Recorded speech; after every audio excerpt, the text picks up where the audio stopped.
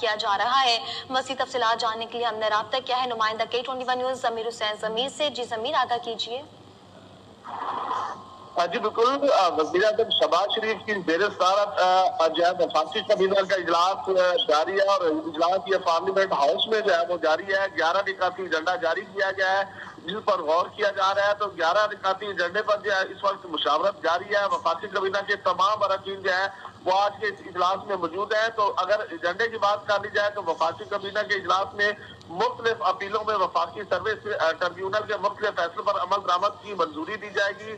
King Hamad University of Nursing and Associated Medical Sciences bill کی منظوری بھی جو ہے وہ آج کے اجلاس میں دی جائے گی۔ اس کے علاوہ فیڈرل لاج دوم کی پشاور سے الیکشن کمیشن آف پاکستان منتقلی کی منظوری بھی جو ہے وہ دی جائے گی۔ اس کے ساتھ ساتھ اجلاس میں federal government employees housing society کو 5 سال کے لیے انکم ٹیکس سے مستثنی قرار دینے کے حوالے سے بھی جو ہے وہ منظوری متوقع ہے۔ اور اس کے ساتھ ساتھ وفاقی کابینہ پاک PWD کو بند کرنے کی حتمی منظوری جو ہے وہ بھی دے گی۔ ان لینڈ ریونیو کے اپیلیٹ ٹریبیونل کے مختلف بینچز میں اکاؤنٹنٹ ارکان کی تعیناتی کی منظوری بھی آج کے اجلاس میں دی جائے گی۔ اور اس کے علاوہ سکھ ایکٹ 2016 کے تحت پریزائڈنگ افسران مقرر کرنے، قومی کونسل برائے ہومیوپیتھی کے منتظم کی تعیناتی کی منظوری بھی آج کے ایجنڈے میں شامل ہے۔